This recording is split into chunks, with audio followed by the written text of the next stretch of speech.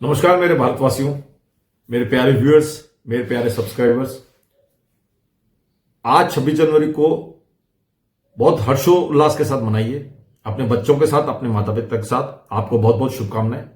मेरे इस वीडियो को देखिए, आप पाएंगे कि गवर्नमेंट ने आपको क्या गिफ्ट दिया है। पूरा वीडियो देखिए। मेरे चैनल का नाम है एडवोकेट मयंक नरूका। लाइक करिए, सब्सक्राइब करिए और 26 जनवरी को आनंद के साथ मनाइए। बहुत बहुत धन्यवाद। आनंदित रहिए।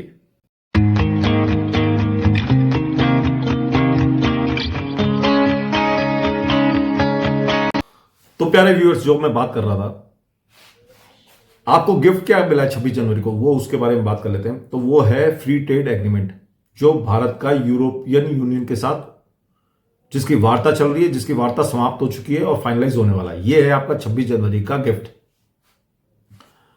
कहीं ना कहीं पिछले 5 साल से ये कयावत चल रही थी, ये प्रैक्टिस चल रही थी, ये कोशिश हो रही थी कि किसी तरह से यूरोप के साथ हमारा एग्रीमेंट हो, फ्री ट्रेड एफटीए हो, फ्री ट्रेड एग्रीमेंट हो, जिसको आप यूरोपियन यूनियन के बीच मुक्त व्यापार कह सकते हैं, वो हो। उसके होने से क्या फायदा होगा कि हमारी जो डिपेंडेंसी है अमेरिका के साथ, वो कहीं ना कहीं कम हो जाएगी। और जो इनका डेली डेली का जो दिमाग कनपटी पे जो बंदूक रख के वो बात करते हैं, या दिमाग पे जो बात करते हैं, दिमाग पे बंदूक रख के जो बात करते हैं प्रेसिडेंट डोनाल्ड ट्रंप, उनको एक तरीके का जवाब मिले और उनका कहीं ना कहीं तोड़ बने ये एफटीए, फ्री ट्रेड एग्रीमेंट, जिससे कि वो कुछ कर ना पाए।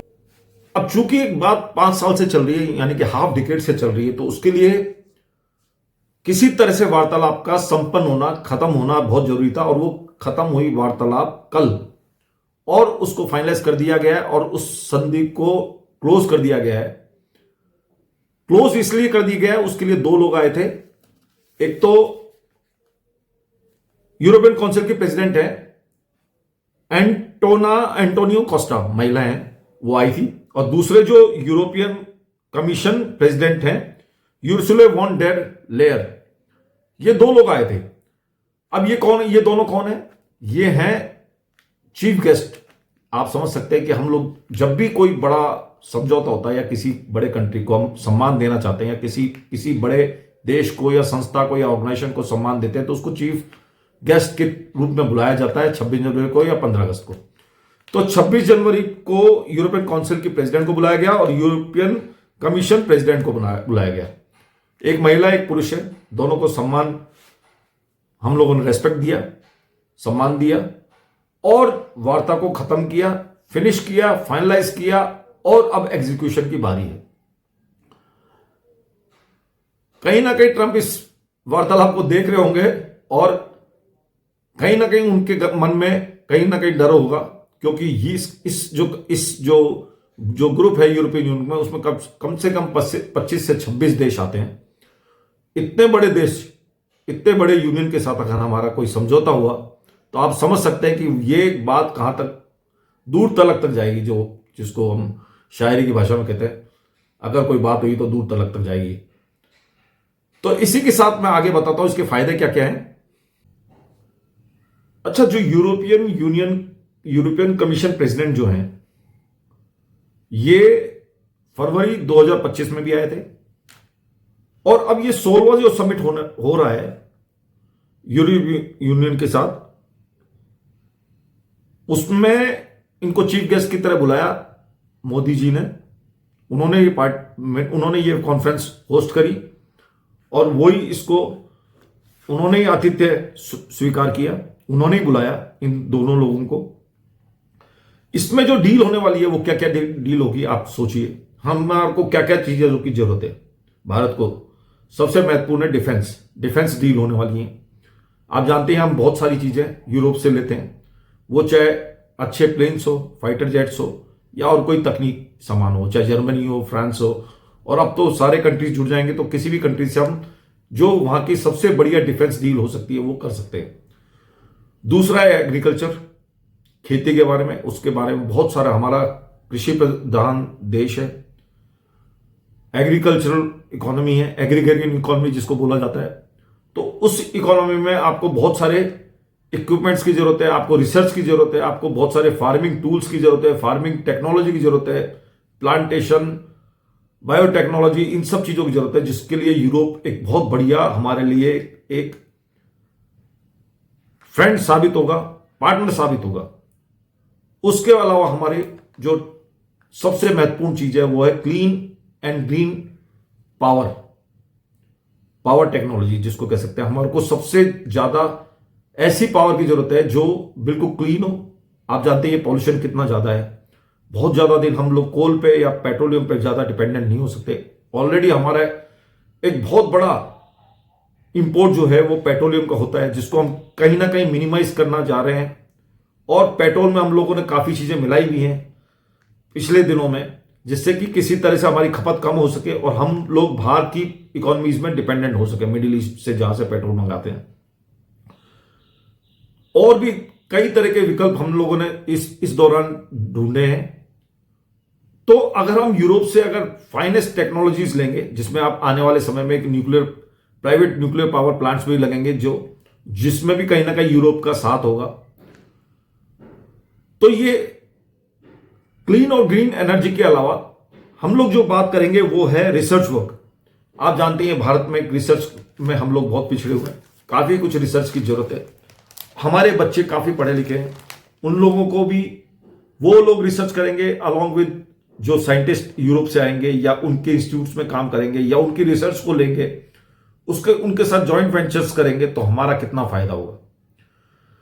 दूसरा, जो हमारे स्किल्ड वर्कर्स हैं उनको एक अच्छे मार्केट की जरूरत है अपने काम। आप जानते हैं हमारी जनसंख्या जो 150 करोड़ के आसपास हो चुकी है या उससे भी ज्यादा हो चुकी है, तो हमको एक ऐसे मार्केट की जरूरत है जिसमें कहीं ना कहीं हमारे स्किल्ड लेबर, जो हमारे स्किल्ड वर्कर्स हैं, उनकी खपत हो सके, वो कहीं ना कहीं इन्वॉल्व हो सके, वो कहीं ना कहीं काम कर सकें, उनको लिए सही रेम्यूनरेशन मिले, सही काम का मौका मिले। हमारे स्किल्ड वर्कर्स में कोई कमी नहीं है, बहुत ईमानदार है, मेहनती हैं। तो यूरोप ऐसा कंट्री है, क्योंकि अमेरिका तो कहीं ना कहीं वीजा पे सैंक्शंस लगा रहा है, वीजा को रोक रहा है, तो हमारे को जो नए मार्केट मिलेंगे वो यूरोपियन यूनियन से मिलेंगे, यानी कि उनकी कंट्रीज में मिलेंगे। तो स्किल्ड लेबर को खपत करने का तरीका भी ये मीटिंग होगी, ये फ्री ट्रेड एग्रीमेंट होगा। इसके अलावा जो हमारे सैटेलाइट्स वगैरह के बारे में काम जो होगा, डिजिटल टेक्नोलॉजी के बारे में काम होगा, कितना डिजिटल वर्क करते हैं हम लोग, कितना हमारे को सप्लाई करनी है, कितना हमारे को जो अभी चिप्स वगैरह की जरूरत है या चिप्स की टेक्नोलॉजी में जरूरत है या चिप्स को हम एक्सपोर्ट करेंगे उसकी जरूरत है, ये सब चीजों में ये यूरोपियन यूनियन जो है वो हमारे काम आएगा, वो हमारी मदद करेगा और हम कोशिश करेंगे कि हम उसको कहीं ना कहीं एक्सपोर्ट कर सकें, क्योंकि अब आने वाले समय में हमारी चिप का प्रोडक्शन भी स्टार्ट हो जाएगा। सबसे इंपॉर्टेंट बात, स्पेस टेक्नोलॉजी, जो आने वाले समय में कहीं ना कहीं सैटेलाइट लॉन्च करने में या डिजिटाइजेशन में या और भी ऐसी टेक्नोलॉजीज है, स्पेस पावर में, इनफैक्ट इंफॉर्मेशन टेक्नोलॉजी में, एआई में, इन सब चीजों में यूरोप की बहुत ज्यादा जरूरत होने वाली है। यूरोप की टेक्नोलॉजीज आप जानते हैं, ये जो देश है, यूरोप के जो देश हैं, वो पहले से ही रिसर्च के मामले में बहुत अग्रणी रहे हैं, बहुत आगे रहे हैं, और कहीं ना कहीं भारत को इससे अगर मदद मिल जाएगी तो हम कहीं ना कहीं आगे पहुंच सकते हैं। जैसे हमारा रशिया एक अच्छा फ्रेंड साबित हुआ है, इसी तरह से अगर हम यूरोप के साथ अगर कुछ कर पाए, थोड़ा भी उनसे अगर हमने कंट्रीब्यूशन लिया, तो हमारे को ये चीजें अगर मिल गई, तो ऐसा भारत की जो, हालांकि आने वाले समय में हम 3rd लार्जेस्ट इकोनॉमी तो बन ही जाएंगे, पर एक अच्छी इकोनॉमी विद हाईएस्ट जीडीपी भी बन पाएंगे। हाईएस्ट जीडीपी तो ऑलरेडी है ही, पर इसकी भी एक अच्छी, और भी इससे ज्यादा अगर प्रोग्रेस कर पाए, हमारे भारत को समृद्ध कर पाए, और तो डेवलपिंग कंट्री से डेवलप कंट्री में लाने में ये सब चीजें यूरोपियन यूनियन के जो देश हैं वो हमारी मदद करेंगे। दोस्तों, आप जानते ही हैं, फर्स्ट यूरोपियन यूनियन समिट जो हुआ था वो 2000 में हुआ था लिस्बन में। उसके बाद 2004 में 5th हुआ, वो हुआ हेग में, और इस तरह से ये वार्तालाप चलती रही पिछले, मतलब 2000 से आज 2026 पे हम खड़े हैं, 25 साल तक ये कंटिन्यूस प्रोसेस चलता रहा। कहीं ना कहीं एग्रीमेंट्स होते रहे, ट्रेड्स होते रहे और बढ़ते रहे, पर अब जो इसका पूरा निचोड़ निकलने वाला है वो है FTA, FTA, free trade agreement. ये उन 25 सालों का जो वार्तालाप का जो निष्कर्ष निकलेगा वो ये रहेगा। तो इस तरह से ये कई डिकेड्स लगे, ऑलमोस्ट 2.5 डिकेड्स, मतलब 2.5 दशक लगे इसको कंप्लीशन होने में। और कल जाके का ये वार्तालाप खत्म हुई, ये डिस्कशन खत्म हुआ। जो हमारे बायलैटरल ट्रेड थे यूरोपियन यूनियन के साथ, वो करीब थे 2024-25 में $136 बिलियन, और जो हमारे बायलैटरल ट्रेड थे सर्विसेज के, वो करीब थे $37 बिलियन। तो आप समझ सकते हैं कि ये व्यापार कितना था और कितना बढ़ाया जा सकता है अगर हमारा फ्री ट्रेड एग्रीमेंट होगा या जो हो चुका है। तो आप समझ सकते हैं कि कहां तक ये बिजनेस बढ़ सकता है। अब जो हम बात करने जा रहे हैं वो है कि यूरोप को इससे क्या फायदा होगा। भारत के तो जो फायदे हैं ही, साथ साथ यूरोप को भी तो कुछ फायदा होगा। तो बायलैटरल मोबिलिटी पैक्ट्स बनेंगे जिसमें मूवमेंट रहेगा लोगों का, यहां से वहां जाना और वहां से यहां आना। इस बात पे जनरली डिस्कशन होगा कि कैसे यहां के जो स्किल्ड वर्कर है, स्किल्ड लेबर है, वो वहां जाएगी। वहां हमारे डॉक्टर्स जाएंगे, इंजीनियर्स जाएंगे, पढ़े लिखे लोग जाएंगे, पढ़ने के लिए जाएंगे, बच्चे जाएंगे, स्किल्ड वर्कर्स जाएंगे। तो मोबिलिटी पैक्ट होगा। आप जानते हैं कि यूरोप की जो जनसंख्या है वो दिन पर दिन घटती जा रही है और उनको कहीं ना कहीं स्किल्ड लेबर की जरूरत है, स्किल्ड लोगों की जरूरत है। और उसमें सारे कंट्रीज आते हैं यूरोप के जहां पॉपुलेशन कम हो रही है। और स्किल्ड वर्कर की बात करें तो भारत एक बहुत बढ़िया देश है, बहुत बड़ा देश है जो स्किल्ड वर्कर्स भेज सकता है। उसमें कुछ ही देश हैं, हमारा चाइना है, उसमें इंडिया है, और इस तरह के कंट्रीज हैं जो स्किल्ड वर्कर्स को भेजते हैं। भारत उनमें से एक है। हमारे जो बच्चे वहां जाएंगे, पढ़ने के लिए भी जाएंगे, तो उनके लिए नया यूनिवर्सिटीज, कॉलेजेस मिलेंगे, वो वहीं पे स्थापित हो जाएंगे, वहीं पे वर्क कर पाएंगे, बिजनेस कर पाएंगे या नौकरियां कर पाएंगे। तो उनके लिए एक बहुत बड़ी अपॉर्चुनिटीज खुल जाएगी जो कहीं ना कहीं हमारे लिए तो फायदेमंद है ही, हमारे बच्चों के लिए तो फायदेमंद है ही, पर वहां की जो गिरती हुई जनसंख्या जो है यूरोप की, जो एक बहुत बड़ी समस्या बन चुकी है यूरोप के लिए, यूरोप के सर्वाइवल के लिए,